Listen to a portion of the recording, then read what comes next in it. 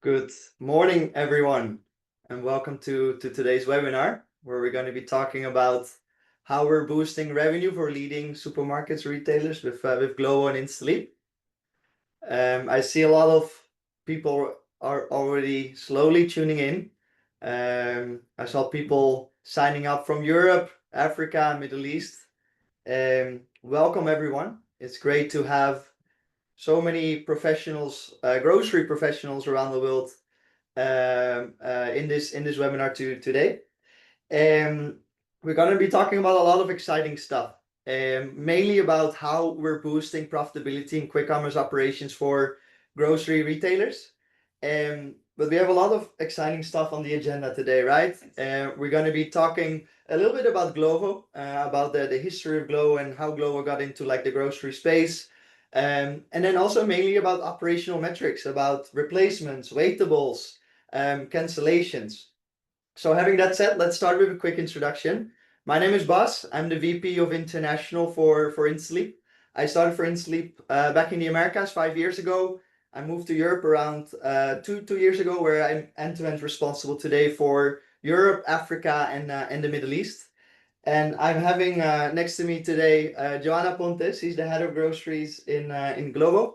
And I believe you've already been working in Glovo for about 5, 6 years now. And you've been riding the grocery wave in Glovo, or actually I should say leading the grocery wave in Glovo. So maybe you want to start with a quick introduction, Sure. Johanna. Thank you, Bas, first of all, for coming over. I think it's super interesting to have here the Instaleap team today with us. Thanks for the invite. Thanks for the invite. Thank you so much for coming. And well, as you said, my name is Johanna. I'm leading the groceries team here at Glovo. I'm part of the global team, what we call the strategic partnerships team, which is a team completely focused on our top grocers across the globe. But I've been here for 5 years now. So when I started back in 2020 during the pandemics, that very, very special time when I think e-commerce and quick commerce, they from a sudden became part of the vocabulary of the retailers. And those were very interesting times. I started in Portugal, and by then we onboarded a lot of partners across the globe. I would say the place where we are today is a little bit different. So today we have a very solid pipeline of top accounts with us. We have more than 100 top partners working with us across the globe. And more than groceries, we have already diversified a little bit our business.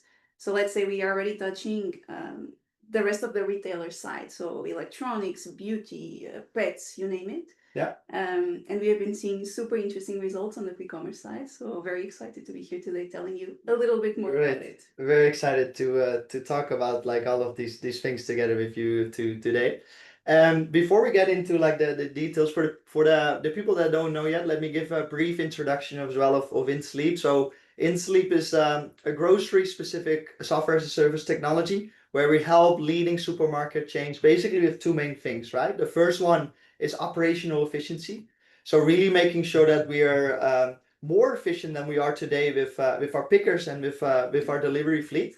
That's one, and then two, with member experience. So we strongly believe that we should focus on an amazing member experience, which means having better on-time deliveries, less picking mistakes, so not sending the wrong items to customers. And all in all, like we're working with more than 100 grocery partners around the globe. We've been partnering with Glovo since a couple of years, and I would say a lot of exciting things have been happening in the past few years, what we're going to be talking about. And actually, what I want to like where I want to start the discussion today is a bit of like the history of Glovo, because of course Glovo started delivering pizzas and burgers initially, but also Glovo was one of the first marketplaces that actually got into like the grocery category. Can you explain a little bit to everyone in the audience, like what triggered like Glovo to get into the groceries, and maybe also you can explain some of the early challenges that the Glovo was facing. I think that's a very fun question actually, because Glovo when I compare it to our biggest competitors, I would say it's probably one of the first that had this concept of multi-category in its core. When we look at the early stages of what Glovo was, one of the main focuses on the middle of the app was actually one button where Oscar, our founder, decided to put order anything you need. And this was the core of our business. So since day one, I think this concept of quick commerce and going multi-category has been embedded into our DNA, I would say. Okay. And probably that gave us a little bit of an advantage because our CEO vision was very aligned with what the reality of the delivery world is today. But of course, some years ago, we were not where we are today. And I think if I could think of three key pillars that we really focused on to make sure that we would deliver these results with so much success, I would say the first and the biggest one is to have the right partners working with us. And this was critical. Today we work with top retailers. Some of them I know they are here. Partners like Dia, like Continente, like Kaufland, Auchan Group that is working with us in multiple places, Carrefour that works with us in 13 countries. So I think this network of very good and experienced grocers is what gave us the tools that we needed to be successful here. And of course, to have them, we also had to have the right technology, right? Being able to process their huge catalogs, being able to know what are their stocks, their prices in each store at some point. And I think this mix of having the right partnerships, the right technology, and as a third pillar, probably external partners like you to support us with the technology that we didn't have internally. I think this is what brought us where we are today. And I'm super excited to see where we will head in the future still. Great. I also believe that throughout the years, the grocery category has become like a super important pillar in Glovo as in the company as a whole. Yes. Can you maybe explain a little bit as well on like the growth of like the GMV part of the grocery category in Glovo and how you see that? What's kind of like your projection for the upcoming few years as well? Makes sense. When I joined the company, I still remember that we were probably less than 2-3% of the business. We were a super small business unit. And today, when we look at it, quick commerce as a whole represents around 20% of the GMV of Glovo. Wow. So it's massive. It's massive. I would say it's way above the industry standards today, and probably because we started this journey very early, right? So today we are seeing the results of that investment. If you look at specific countries, I would highlight probably Romania or Kenya, where we see even higher penetrations. I think those are very telling of the potential that this category can have. Yes. And internally, we even have the belief that groceries one day will be bigger than food, because we believe that there are more shopping occasions for groceries than food, actually. So this is a little bit the mantra. When we look at the numbers, they are very promising. We are still growing around 40% year on year, which is way above the rest of Glovo. And the predictions are still to be growing double digit in the next 5 years at least. Okay. So super excited to see where we will land. I was actually seeing some data that our Spanish team collected recently, and Spain is a fairly difficult market to penetrate, very fragmented. Yeah. And we were looking at some Nielsen data that shows that when we compare ourselves to other groceries e-commerces in Spain, we are already the number one in terms of volume of orders. So in terms of number of people that are buying, we are the number one. Okay. And we are the number two in terms of revenue. So I think this is quite amazing to see how we can build an ecosystem that people trust and that people come constantly to. And this is only possible because we also have the best partners with us, I would say. If I could just mention one more thing, I would say today we are part as well of the DH environment, the delivery hero group environment, which is something that we didn't have back then. And this is also giving us access to more information, to a multicultural environment that we didn't have before. We have now access and the opportunity to experience and to learn from our colleagues in Middle East, in Asia. So I think also these learnings and seeing what is being done in other regions is another thing that keeps stimulating us to go further. So I think it's another interesting point that we have on top of the rest. Great. Hey, one of the key pillars in order to consistently like increase GMV for retailers and therefore for Glovo as well is to also focus on like operational like metrics and operational KPIs. And I think when we started the partnership as well, like a few years back, we had some challenges that we were facing. What do you believe like are key operational metrics to be able to track, and what is Glovo doing in order to be able to like increase like these operational KPIs? I would say my answer is super biased to what our business is. No, our business is to deliver things extremely fast from one store to a user place. No, so of course I cannot leave outside the topic of time. For us, time is essential in what we do. And when we look at time in this aggregator business model or in this marketplace business model, we usually need to look at it from two perspectives. On one side, how long we actually take to deliver. So our algorithms of delivery, how can we optimize the right rider to take the right order? I think on the grocery segment, we even have challenges on size, right? If I have a big order, how do I optimize for the right delivery vehicle to be allocated to this order, right? Yeah. So we have a lot of challenges there on the delivery side. Mm-hmm. And of course, keeping the delivery time below 30 minutes is usually a big focus for us. Yeah. And then we also have the side of the retailer, right? So the retailer is in the store, they receive the order, they need to process it, they need to pick it, they need to go through the cashier, pay, etc. Mm-hmm. And all of this process is also very interesting for us and very important. And the timing that they take to accept an order, to pick an item, even the time that the courier needs to wait on the store for the order to be finalized, those are metrics that we always look at. Yeah. I would say on top of this, there is a very big important thing that is the quality of the preparation. Also, time is important, but quality probably is equally important. Yeah. I would say even more from what we see. Actually, a big chunk of our orders has an item not available. Yeah. And this is very normal because we operate in an industry that is extremely fast. It's not easy to find a replacement. It's not always easy to have everything available as it was supposed to. So I think this, what we call this post-checkout experience, so having the right focus from the pickers to replace the items when they are needed, to call the user even if it makes sense to ask if the person wants a replacement. Yeah. It's something that we are putting a huge focus on. And we have multiple bets to fight against this concept of item not delivered, what we call IND, that I think we can explore a little bit further down the conversation, but definitely is a huge focus for us. Okay, good. You're mentioning like multiple like operational challenges, right? Like prep time, like being able to replace items in the correct way. Also making sure that the picker maybe doesn't have to go manually through the cashier. When we started our partnership a few years back, these were main like challenges that we were seeing in the operations of grocery retailers. How do you believe that the partnership with Glovo and Instaleap has helped retailers that run on Glovo being able to operate in a more efficient way? No, I think definitely having the right picking is a key pillar for these operations to be successful. When I think of a good picking solution, I think of things as simple as being able to scan a barcode to make sure that I don't pick a wrong item. Yeah. Being able to remove an item if that's not available, being able to replace on the spot, and then there are multiple ways of replacing. I'm sure we will discuss that. Yeah.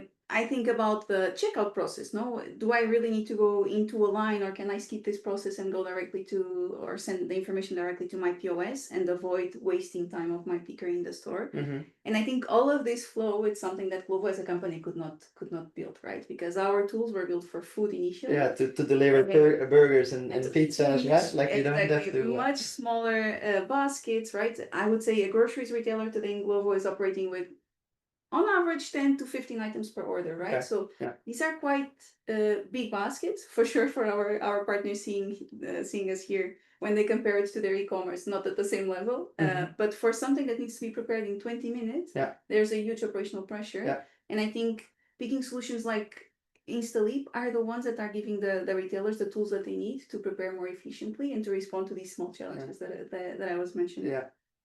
Okay. Hey, and do you have like one specific functionality, one specific feature that we implemented that really had like a huge impact for grocery retailers? I would say, of course, everything is important in this process and every bit of it counts. But in my opinion, and from the feedback that we have been receiving from retailers, I think the POS API integration is what usually brings more value. Because if we think about the biggest inefficiency in the process, it usually lays on those last minutes that the picker needs to be waiting in the cashier to be able to process the order. Or if they need to scan the items again, even worse. And I think here is one of the points where we are really being able to save time.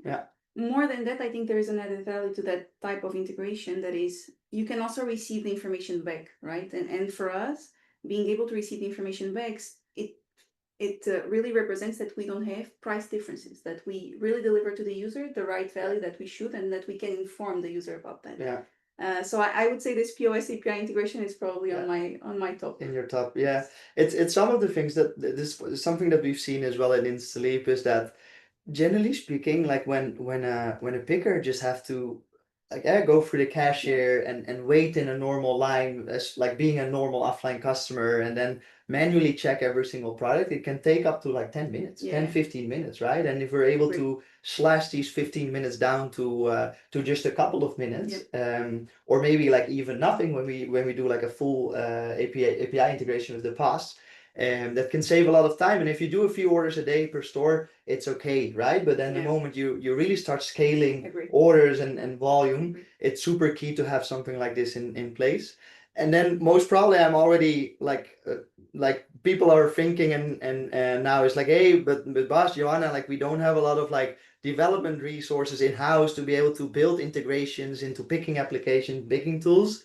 Fair enough. There's one thing that we've seen like working super well as well, especially when we quickly want to launch, which is the QR code like semi-automated invoicing, right? Where basically we're able to store all of the updated information as soon as the picking has been finished in the QR code and can be scanned by the POS solution in the store, and then we're basically saving like that few minutes that the picker otherwise has to go like manually through the Agree, and I have seen it working fairly well in multiple retailers. I would say partners that tend to have a difficult time to prioritize technology developments internally probably would prefer a solution like this because Instaleap can provide them with most of the development. And then the cashier just needs to be able to read the QR code. I think that's a great one.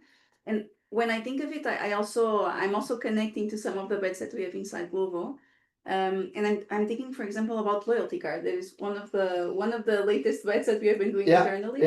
And I think this type of flows is actually what's helping us to implement it in an effective way without any fraud risk, without any mistake risk, from the picker side. And it's actually a very cool tool that Instaleap and these types of integrations are enabling for us. Exactly. Yeah. I remember when we implemented our first partner with also the loyalty use case where basically right now it's a seamless flow, right? Like we can receive the loyalty information from Glovo's front end, we can embed it in the QR code, and we can send it back towards the POS of the retailer. And I think there is I would say from Glovo there is a bet on this type of experience for the partner and for the user that it's not so common in the industry. So maybe just for the people that are watching us here today to understand a little bit the flow of things, we have developed the front end that when the user enters the partner store, they will be able to see that they have the option to add their loyalty card. And then if they want to add their loyalty card, they can, but if they don't have a loyalty card, they have the ability to create one. And we are actually seeing a super high click rate on this option to create a new loyalty card. And I think most of our partners are really seeing a huge benefit out of this integration because they are able to know from a sudden who is the user that is already their loyal user, that it's also coming to a marketplace and that is increasing their order journey through other channels that maybe they didn't expect. I think that's quite interesting. On average, today we are seeing around the 25% order penetration on the top accounts that have this feature. And I think the fact that we can guarantee that in the store the experience is seamless and we don't give any potential, we don't create here any potential risk for the picking process. I think that's great. And actually this integration is really helping us to drive the penetration of this tool. Great. Good to know. Then one of the things that we hear a lot in the industry is that quick commerce literally lives or dies with data and being able to like make like data like visible. And operational metrics of like picking metrics of how pickers are performing, for instance, in the store.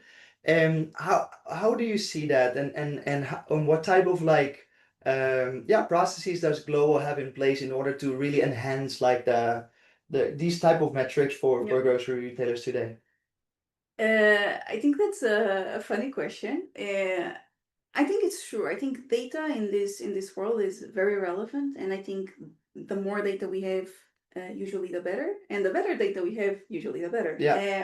The thing is, I believe most of the retailers that are here watching us today, they probably understand the difficulty of knowing at every time all the data that we need to process this business in the perfect way. Mm-hmm. No, and I can give you an example. I think some retailers today probably know what exists in their shelf, and I commend them for that because it's very, very hard. Yeah. But most of the retailers will not know what exists in their shelf. They will know what exists in the store.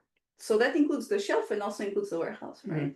And some retailers will not even know what exists in a certain store in a certain moment. Probably they will just know it by the end of the day or after 2 days because they don't have a seamless integration to understand what's going on there. And I also don't want them to feel like this is a blocker to do this because the reality is we started 5 years ago when most of the retailers didn't have access to any of this information. And today we still operate with a lot of partners that don't have the most accurate information to do this business in a seamless way, right?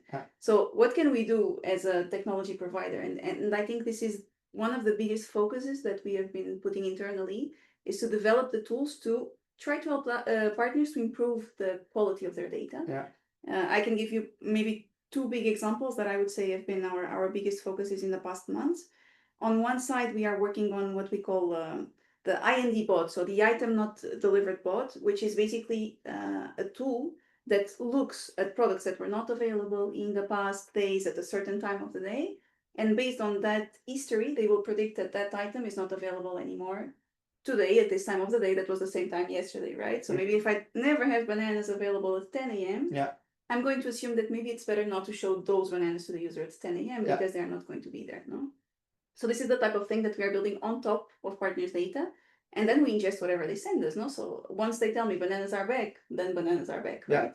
So this is just an example of the things that we do. We are also working with dedicated security stocks that we don't apply at the category level. We do it at product level based on the performance of that specific product. So if we know that a product with 3 units it's usually available. And when it goes to 2 units, it's usually not available. Then I'll put a security stock at 3, no? So I know that I only show it to the user once they have more than 3 units available. These are the types of things that I think at Glovo we have been doing lately to tweak a little bit the data and to give this confidence to partners that they can work, even if they don't have the information that they think would be the best one to show. Okay. And then I would say, of course, all of the post checkout flow that we were mentioning before, that is, even if I do an amazing job at the entry point, right? I have my data in a very good condition. I do all of these security measures on Glovo side, perfect. Still, there is a slight chance that something is not going to be there, right? Because people are entering the store. We're picking from normal stores, right? We're not picking picking from dark store operations. Exactly. So it's Normal not closed. customers. It's not closed. People come in, people buy, people put things on a basket, maybe they send it back. So there are always things happening. So I think this post-order checkout, we cannot ignore it. And it's not part of how to fix the data, but it's part of how to deal with a problem that is caused by the data and the short timings that we have. And I think this focus on replacement, and lately we have been putting a huge focus on developing a replacement flow that is easier for the pickers to work with.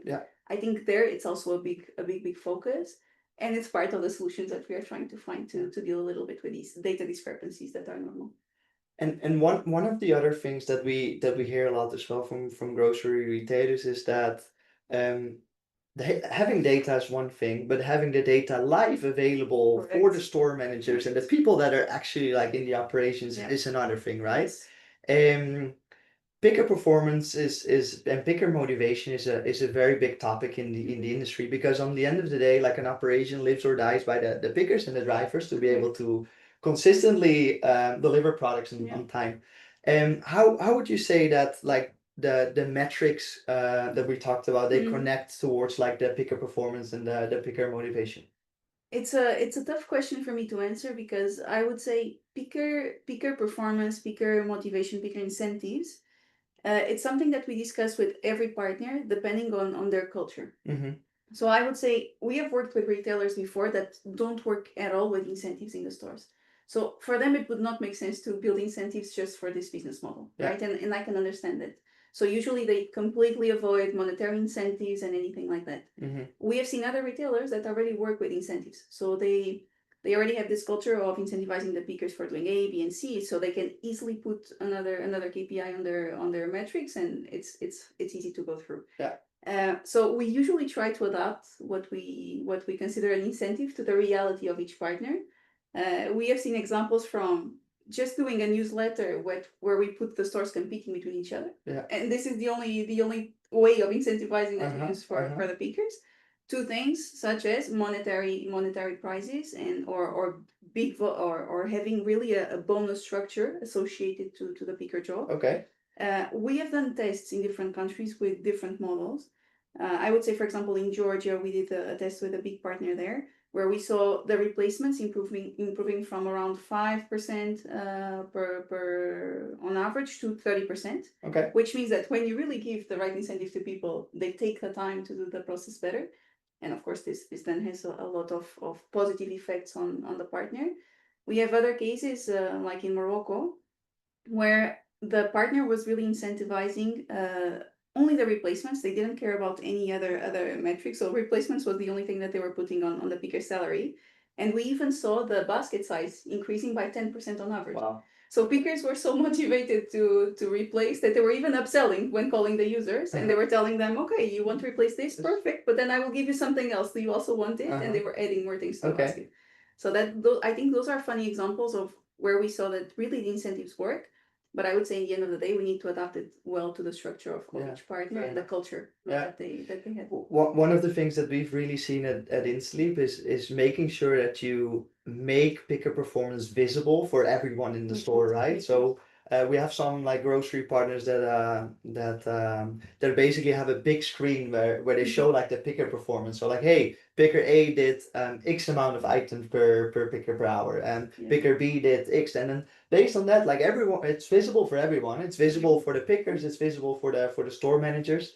So I think it all starts with making things visible in a live way. So instead of like reactively getting BI reports on pick performance data 3 days after you actually picked, we strongly believe it's super key to be able to show that in a live way to everyone in the operation. We only see benefits on that approach, and I think a lot of our partners tested similar models, and they usually have a good result. So I totally agree with your point. Great. Then there's a super, I think a very super exciting topic going on in the grocery category. We already touched upon it a little bit, which is replacements. Right? Yes. Because on the end of the day, we're talking about quick commerce operations when we're picking from normal stores. So yes, there's going to be items that are going to be out of stocks, and Agreed. you mentioned already a couple of things that we can try to avoid it in the front end, but on the end of the day, we know that we're gonna eventually have products out of stocks. Yes. What is a bit like the vision of Glovo and the vision of you in regards to replacements, and what do you guys do in Glovo in order to really enhance like better replacement rates for grocery retailers? Based on everything I said, my feedback is replace always. So I think that we have to have this culture of providing the user the best experience possible.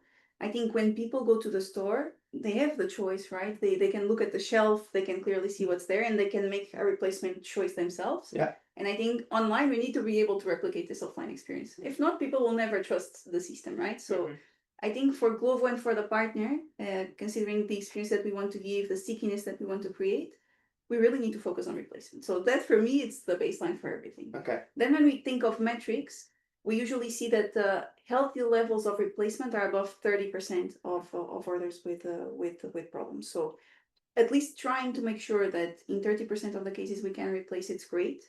I would say in some categories, now if I go a little bit outside of the groceries world, and if I think of categories like electronics or beauty, which are categories that we also work with, this is a little bit more complicated because people might want the red cell phone of this specific brand.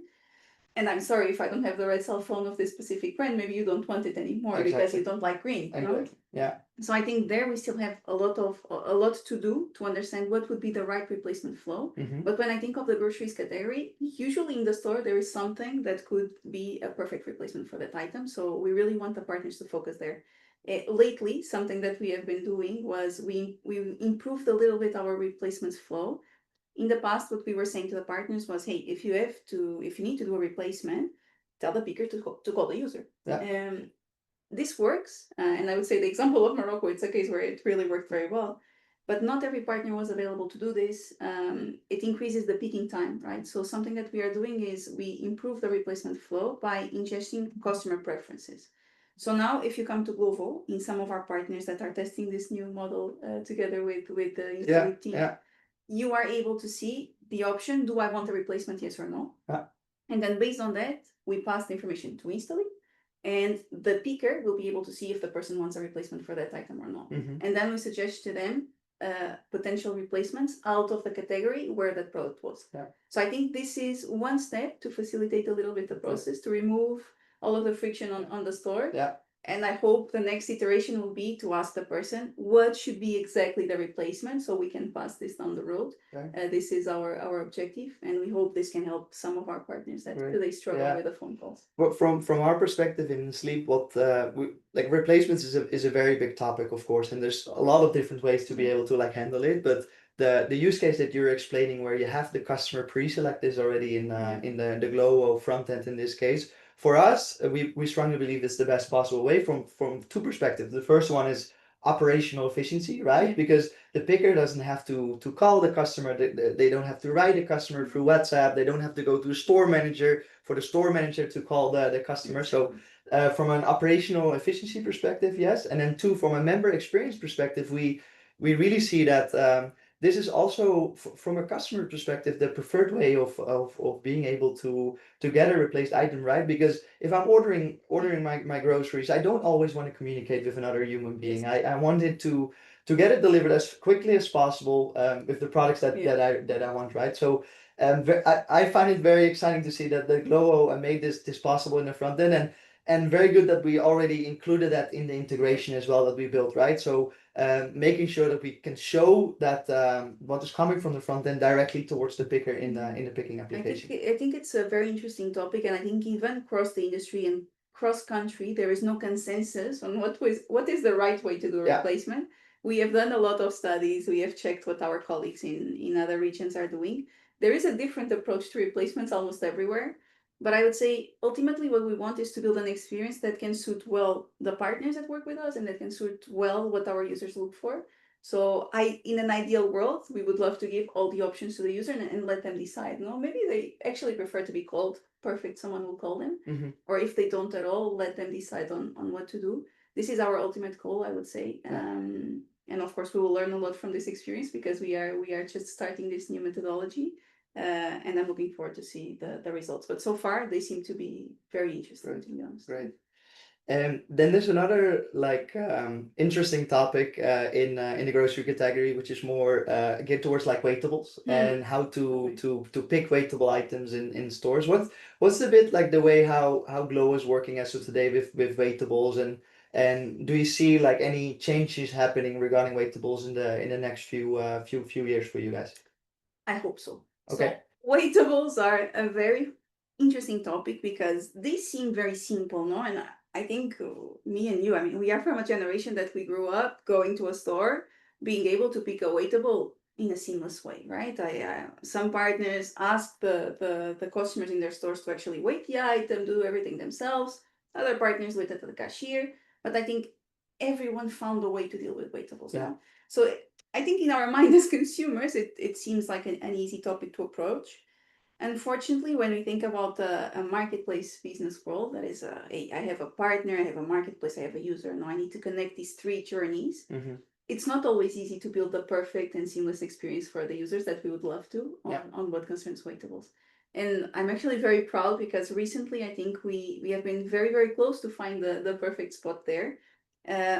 If we think about the whole journey, because I think this is important to explain to the people that are here with us today, we need to think from it from multiple perspectives. No, I would say the first one is the data that we receive from our partners. No, I need to know, me as a platform, Glovo, we need to know if that item is awaitable or if it is not awaitable. No? Because there are, and this is true, like in some partners, an apple is always awaitable because they only sell it by kilo. But there are other partners that actually sell it by pack. So for them, that's not awaitable, right? So I need to receive first this information from the partner. Then I need to have the right PIM and catalog capacities to process this information and to understand for that specific waitable item what should be the right sizing to offer this to my user, right? Because if I talk about apples, maybe I offer, I don't know, half a kilo. It's something that makes sense for our type of business. But if I talk about ginger, I'm not going to offer it by half a kilo or Yes, 1 exactly. kilo, right? I'm going Yes. to offer it maybe by 100 grams because this is what people buy. So we need this capacity to understand what is a waitable, what should be the right size to offer this waitable, and then we need to translate it to the front end. And right now in Glovo, I think the experience is becoming much, much better. That is, once we have this information, we can show to the user the perfect sizing for them to buy that type of waitable. So today you come to a partner that has the ingestion of waitables in Glovo together with Instaleap, and you will be able to see that you can choose to buy ginger by 100 grams and not by a kilo like it was before. So I think this is one part of the process. And then it comes you, right? We need to pass this information to the picking tool. And you need to give to the partner the right assets for them to prepare this waitable, right? They need to be able to weight it. They need to be able to tell us what is the new weight or the new price that comes with that new weight. And you need to be able to send it back to us, right? Exactly. So all of this flow from receiving the data, being able to process it, having the right Catman team to find the right solutions in terms of sizing, showing it to the user, passing it to you, having the partner preparing it perfectly, and then receiving the final value. I think it's a very complex journey, and I would say we just found the way, I believe, to do it. And what we are seeing is the category of ultra fresh in general grows exponentially when partners implement this waitable solution, because we believe selling certain products by kilo is really a detractor for most users to buy. So yeah. And if I may like add on top of this as well, like one of the things that we've seen in some joint partners is like you gave the example of ginger, right? Like 100 or 200 grams of ginger.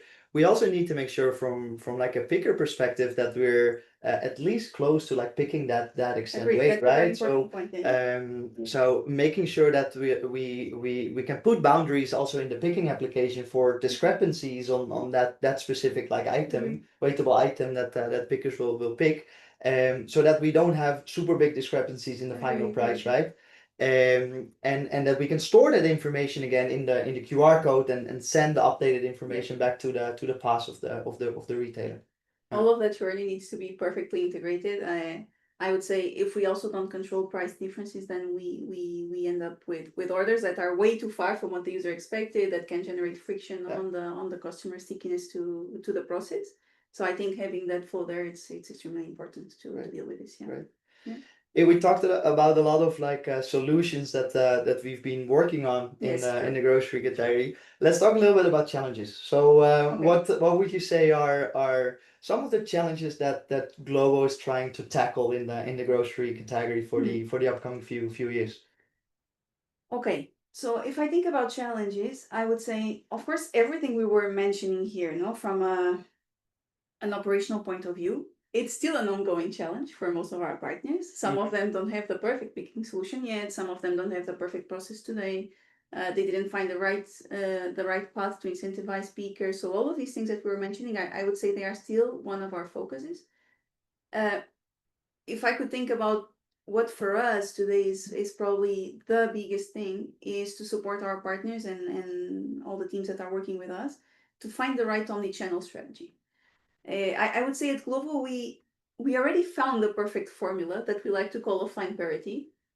That is, we believe that people stick to this business and they enjoy the process of buying in a partner via Glovo when we are able to replicate the offline experience. So that means having the right content, having whatever is available on the store and it's possible to have in Glovo to have it there. Having, if possible, the same prices, or at least focusing on having the promotions there that will create this willingness to increase the basket, for the users. Having the loyalty cards, promoting this omni-channel strategy where people see the benefit of buying in multiple points from the partner. Of course, having the store open, if the store exists and it can be open, having it open all the time, making sure that the pickers are committed to the picking process. So all of this concept of offline parity is a big focus for us, and it's something that we are trying to discuss with the retailers that work with us today, so they come closer to this vision. Some of them completely align with it. Some of them have different views on how to approach it. But I would say it's one of the biggest challenges that we have. And probably besides these two, that I told you, I would say profitability is an industry challenge. I think more and more we have profitability pressure from all sides. We want to provide more value for the users, more value for everyone, and there is a pressure in margins. And I would say finding the right peaking solution also should be part of that strategy, because we need, and it's something that we, especially in Southwestern Europe, I would say it's a big pressure, is to reduce the labor costs associated with this process. Yeah. So by making the process extremely efficient, we should be able to also help our partners to get there. Okay. So probably in my mind, I would say I have these 3 points as a focus. Yeah. One of the main challenges that we are currently hearing in the industry from an industry perspective is also marketplace aggregation. And Okay. what we're seeing is like Glovo, of course, in most countries is the main player, but at the same time there's multiple marketplaces active in countries, right? We have Bolt, Just Eat, Uber Eats, Deliveroo, so we have plenty of marketplaces. I actually visited a grocery operation 2 months back, and they were having 4 different marketplaces, and on top of that they were having their own e-commerce channel. And basically the operation was a mess because they had different devices and different picking apps for every single channel. Is that something that you guys see in Glovo as well? And yeah, what's a bit like your way of thinking around this? No, we do. And I don't think we need to go as far as talking about other competitors. I think if we think about the e-commerce of the partners, this is usually a challenge, no? So let's imagine we have a retailer that it's really betting on their e-commerce solution, and maybe they deliver same day, maybe they deliver next day. And from a sudden, they have a marketplace like Glovo coming in that requires a different preparation time, a different queuing time. Yeah. Like, how can you structure this in a way that you don't impact your e-commerce that has completely different delivery times, and you also don't impact the experience from a user that comes to a marketplace, right? Yeah. So I think solutions like Instaleap really provide an answer to this. No, in the end of the day, you are able to queue in the right way. You know, if I need to prepare something in 30 minutes that needs to be delivered very fast. Yeah. Then this should be prioritized probably over an e-commerce order that is going to be delivered tomorrow. But my system should be able to make these choices for me. Yeah. And I would say Instaleap really gives a boost here. I agree. Okay. Well, thanks for the shout out. It's one of the main things that we're currently hearing from retailers, and being able to like centralize picking for all of the marketplace and e-commerce channel, exactly, and what you mentioned. But on top of that as well, like being able to like centralize, for instance, catalog management of like managing like all of the catalogs from different marketplaces in one centralized place, or store management, where you're able to like open and close stores from different marketplaces also in one place. And it's something indeed that we've been working on very hard at Instaleap lately. Great. Then one of the last questions that I have for today is more regarding like the future of Glovo, specifically for groceries. Okay. How do you see that?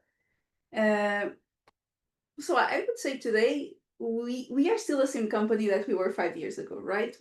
What we do is we deliver an item very fast from a partner store to a user house, right? You need bananas to make a cake, we will deliver it to you in 30 minutes. And this is still at the core of our business. And I would say there is a huge mindset of urgency or emergency connected to a Glovo order. So most of the times people really build a basket, a groceries basket, around an emergency item that they really need. And this is something that we still see today. So probably in our minds, what we also want to do is we want to do a little bit of that journey where we start being a place where people come to do what we would call the fill the pantry type of order. No, that they keep us in their mind to order a little bit some of the things that we're missing, like the fruits that usually are missing on your fridge, the small things that you need to use on your day to day.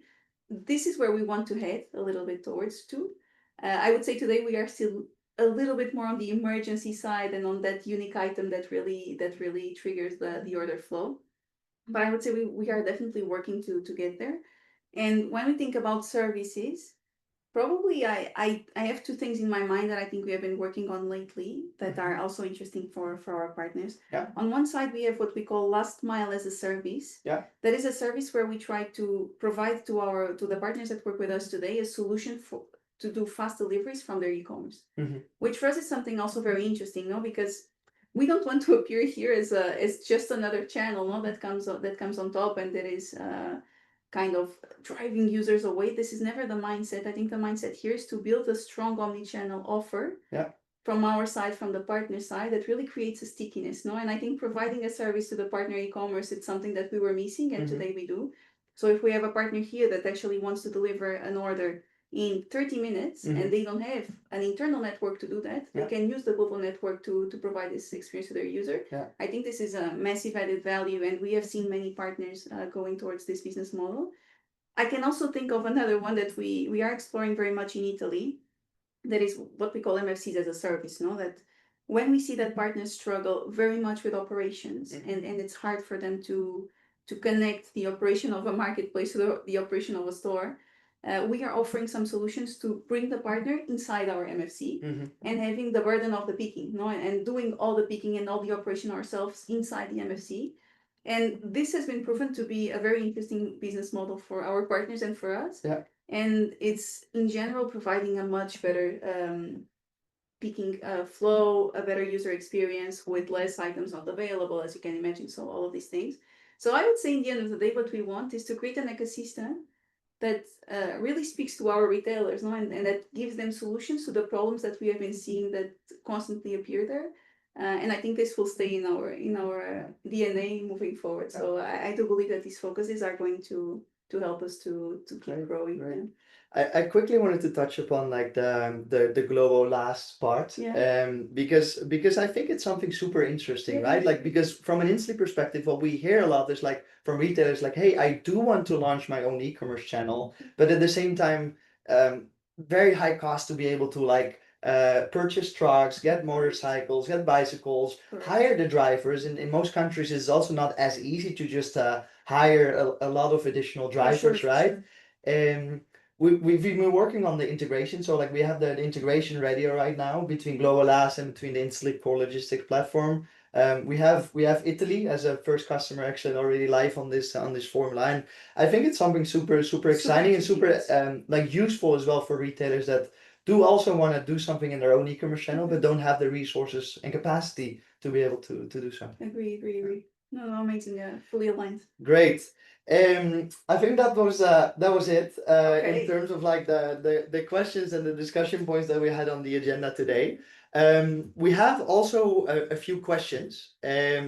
So maybe what we can do is like we can go towards the question part and see if Johanna, you or maybe myself, we can try to answer these questions. The first question is from Idion, which is what in your opinion is the lowest hanging fruit from a server's perspective, limiting basket quantities to customers and guaranteeing quick delivery, or allowing flexibility of large basket sizes and lengthier delivery times, but also the risk of increased delivery fees in the grocery category? What is... I love this question so much. Very good one. Yes. I think it's actually one of the biggest questions that we have on our day-to-day, and we have been experimenting a lot as well to be able to find the right way to process this. I would say personally, and the Glovo perspective has always been not to limit the user choice, because we believe we are in such an early stage of this industry. And when I say we are, I think it's us, it's the partners with their own e-commerce as well. I think it's still so soon to understand what is the perfect journey, that limiting at the start could probably lead us to take wrong conclusions of what would be the future of groceries delivery. So actually, if you come to Glovo today and you want to do a 60-kilo order, you probably can, okay? How do we deal with it? We tend to break that order in pieces, deliver it with multiple riders if needed, but you can still do it. Now, do I believe this is going to be the future? I don't think so. No, I think what we are going to do is we are going to learn from all of these experiences what is the perfect limit, or how to incentivize users in the right way to lean towards a smaller basket that can really be delivered fast, or to lean towards a very big basket that should be delivered probably by a big van in bigger buckets of time, right?